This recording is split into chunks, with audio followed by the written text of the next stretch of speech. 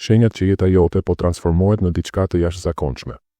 Para se të ndiqni artikullin, mos harroni të pëlqeni faqen tonë dhe ta dëgjoni artikullin deri në fund. A ndjen ndonjëherë se bota jote po ndryshon, por nuk mund ta shpjegosh pse? Një ndjesje e heshtur, pothuajse e padukshme, sikur diçka brenda teje po zgjohet, edhe pse jashtë gjithçka duket e paqartë. Nëse po e ndjen këtë, dije se nuk je vetëm. Kjo nuk është imagjinat dhe nuk je këtu rastësisht. Diçka e lashtë dhe intuitive brenda teje të ka udhëhequr deri në këtë moment. Le të eksplorojmë bashkë 7 shenja që tregojnë se je në prag të një transformimi të thellë, të frymëzuar nga mësimet e Carl Jungut dhe nga të vërtetat universale të rritjes së brendshme. 1. Vënia në dyshim e të vërtetave të vjetra. Shenja e parë është delikate, por tronditse, fillon të vësh në dyshim gjithçka. Identitetin tënd, vlerat, qëllimet që dikur i pranoje pa u menduar. Pa pritur, gjithçka duket e brishtë, sikur themelet e jetës tënde po lëkunden. Kjo nuk është thjesht konfuzion. Është mendja jote që çlirohet nga zinxhiret e kushtëzimeve të trashëguara. Shpirti yt po të shtyn drejt një jete më të vetëdijshme. Jung e përshkruante këtë orientim si një hap të domosdoshëm përpara çdo ndryshimi të madh. Jeta që ke ndërtuar në autopilot nuk të mjafton më. Maska që ke mbajtur fillon të bjerë dhe lind një pyetje e shenjtë: kush jam unë vërtet? Çfarë dua me të vërtetë? Këto pyetje janë fillimi i rikthimit të vetes. Ato mund të jenë të pakëndshme, por janë porta drejt një vetëdije të re. 2. Shkëputja nga e kaluara.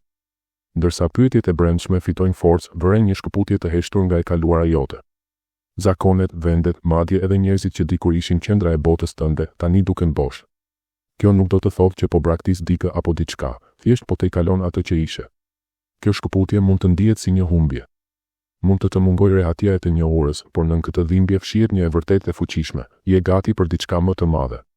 E kaluara nuk është më vendi yt. Të kapesh pas saj vetëm të vonon. Kjo nuk është humbje, është çlirim. Është hapësira ku fillon të mbijë një version më i vërtetë i joti. 3. Ridefinimi i kuptimit. Kur bota jote e brendshme ndryshon edhe ajo që ka rëndësi për ty. Shenja e tretë është një pyetje e re: çfarë është vërtet e rëndësishme? Ambiciet që dikur të shtynin, statusi, njohja, suksesi material, zbehen. Nuk motivohesh më nga pritshmëritë e të tjerëve. Kërkon diçka më të thellë, më autentike. Ky ridefinim mund të bëjë të ndihesh i orientuar, sikur po humb drejtimin. Por në të vërtetë, je duke braktisur shtigjet e ndërtuara nga të tjerët për të gjetur tëndin. Kuptimi bëhet busulla jote. Përvojat që ushqejnë shpirtin tënd bëhen më të rëndësishme se arritjet që impresionojnë botën. Përmbushja gjendet në të jetuarit e asaj që është e drejtë për ty, jo në atë që duket e drejtë. 4. Zgjimi i intuitës. Ndërsa jeton më afër të vërtetës tënde, një udhërrëfyes i ri shfaqet, intuita. Shenja e katërt është një ndjesi e qetë, por e qartë e dijes që të drejton. Vendimet që dikur ishin të ndërlikuara, tani bëhen të thjeshta. Nuk ka zhurmë apo dramë, është një siguri e heshtur, thellësisht personale. Jung e shite intuitën si një urë drejt të vërtetave që logjika nuk i kap. Mund të ndihesh i tërhequr nga disa njerëz, zgjedhje apo rrugë pa e ditur saktësisht pse. Por diçka brenda teje e di. Sa më shumë ti besosh kësaj guide, aq më shumë bota jote e jashtme fillon të pasqyrojë harmoninë e brendshme. Intuita të çon drejt jetës që je i destinuar të jetosh. 5. Uri për rritje. Shenja e 5 vjen me një urgjencë të brendshme, nuk do të qëndrosh më i njëjti. Brenda teje zgjohet një dëshirë e pangopur për të mësuar, për të zgjeruar, për të transformuar. Librat, bisedat, heshtja, krijimtaria, çdo gjë bëhet një portë drejt një kuptimi më të thellë të vetes. Sipërfaqja nuk të kënaq më. Nuk është çështje njohurish, është evolucion. Dëshiron ta ndjesh jetën më thellë, të bëhesh një version më i plotë i vetes. Kjo uri të bën të padurueshëm ndaj çdo gjëje që është e cekët ose e ngecur. Kërkon njerëz që të sfidojnë, perspektiva që të hapin horizonte të reja, përvoja që të ndryshojnë. Rritja nuk është më diçka që pret, është diçka që e ndjek me qëllim. 6. Intoleranca ndaj energjisë toksike. Ndërsa evolucion vëren se jo gjithçka mund të vijë me ty. Shenja e 6 është një refuzim i energjisë toksike. Marrëdhëniet, zakonet apo mjediset që dikur i duroje, tani të shterojnë.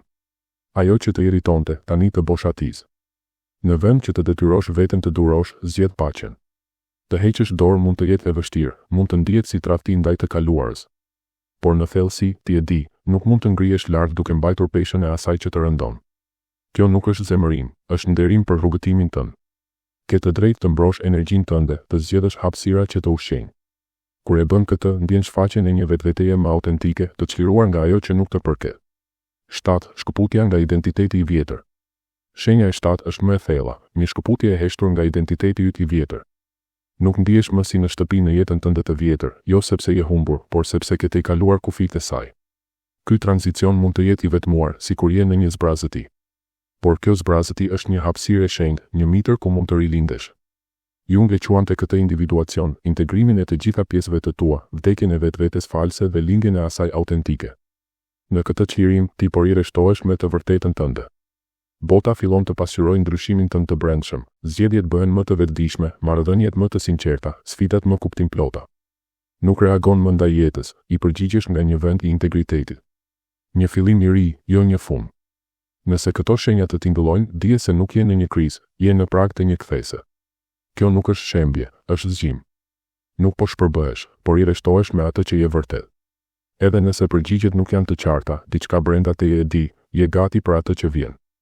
Qëndro i hapur, beso në transformimin tënd dhe mbaj mend, versioni më i fuqishëm i jetës tënde lind nga guximi për të përqafuar ndryshimin, jo nga përpjekja për të kontrolluar të ardhmen.